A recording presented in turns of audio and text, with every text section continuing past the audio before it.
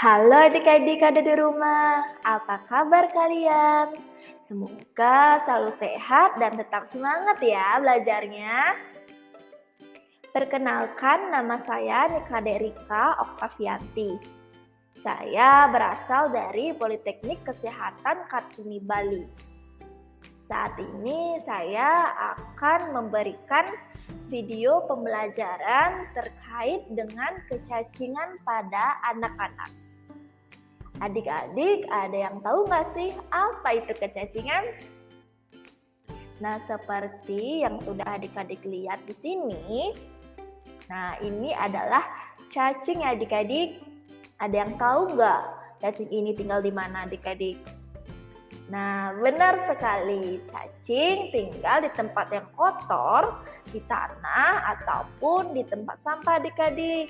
Nah, cacing ini menyebabkan salah satu penyakit, yaitu kecacingan. Apa sih itu kecacingan? Adik-adik ada yang udah tahu belum? Nah, kecacingan merupakan penyakit menular yang dapat menyerang semua usia. Namun, lebih sering terjadi pada anak-anak usia belum sekolah dan usia sekolah dasar. Nah, apa aja sih penyebab dari kecacingan ini? Adik-adik, ada yang udah tahu belum? Benar sekali adik-adik.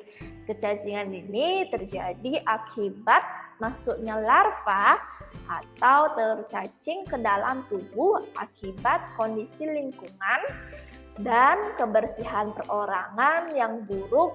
Nah, biasanya dimulai dari kebiasaan hidup yang tidak sehat seperti buang kotoran di sembarang tempat ataupun di sungai adik-adik. Jadi adik-adik jangan pernah ya buang kotoran di sembarang tempat. Nah, dari cacing ini tentunya banyak sekali jenis-jenisnya loh adik-adik. Salah satunya yang pertama cacing tambang, yang kedua cacing gelang, yang ketiga cacing kremi, dan yang terakhir atau yang keempat yaitu cacing cambuk. Nah, adik-adik ada yang udah pernah lihat belum cacing tambang, cacing gelang, ataupun cacing kremi adik-adik? Nah, ternyata banyak yang udah pernah lihat nih. Nah, saya bantu jelaskan ya untuk jenis-jenis cacingnya. Yang pertama yaitu cacing tambang. Nah, cacing tambang memakan darah dan menyebabkan anemia. Yang kedua yaitu cacing gelang. Cacing gelang bisa tumbuh sebesar pensil dan bisa menggumpal seperti bola yang menghalangi usus. Yang ketiga yaitu cacing kremi. Cacing kremi menyebabkan gatal di sekitar anus pada malam hari dan mengganggu tidur.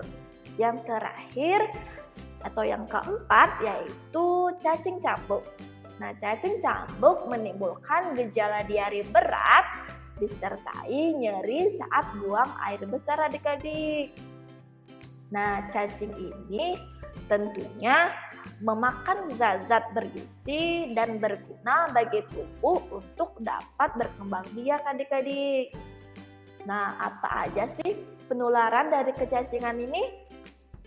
Ayo adik-adik, ada yang tahu nggak? Nah, nampaknya masih banyak nih yang belum tahu. Penyakit kecacingan ditularkan melalui lalat, kumbang yang membawa telur cacing, makanan yang terkontaminasi telur cacing, tangan kotor, ujung kuku yang kotor, dan tidak menggunakan alas kaki.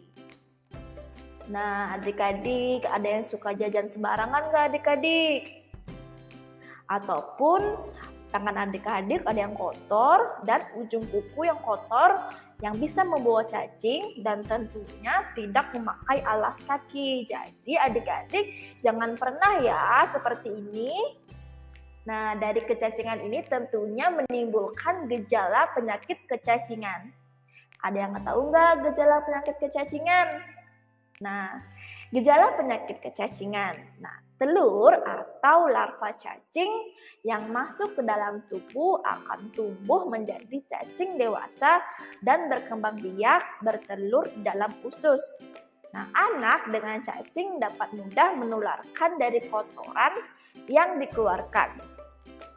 Kotoran yang berisi telur cacing dapat menginfeksi lingkungan dan anak lain yang masih sehat. Jadi adik-adik jangan pernah ya membuang kotoran sembarangan.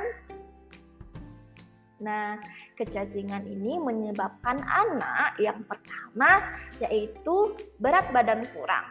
Nah, dari berat badan kurang ini tentunya tumbuh kembang terhambat akibat kurangnya gizi adik-adik. Yang kedua yaitu anemia. Anemia ini yaitu darah kekurangan zat besi.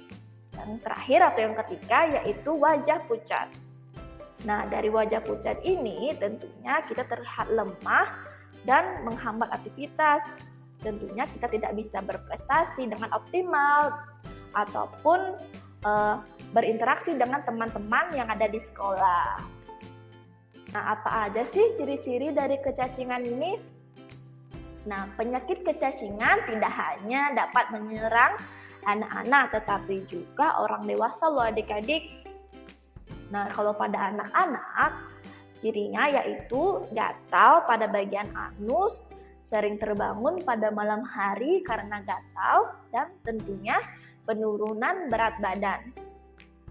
Nah, jika pada orang dewasa, tentunya ciri-cirinya yaitu kelelahan, sakit perut, mual, diare, disentri, kehilangan nafsu makan, dan tentunya penurunan berat badan.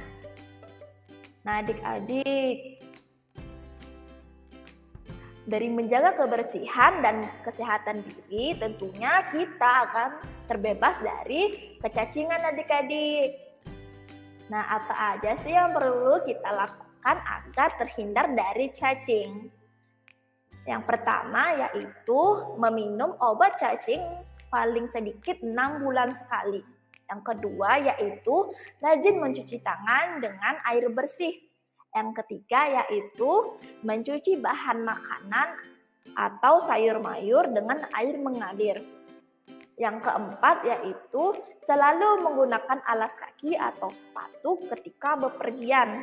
Yang terakhir atau yang kelima yaitu tidak BAB atau buang air besar di sembarang tempat adik-adik.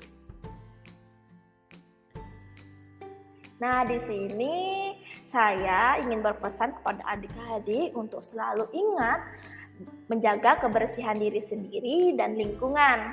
Mari jadikan anak Indonesia bebas dari cacingan.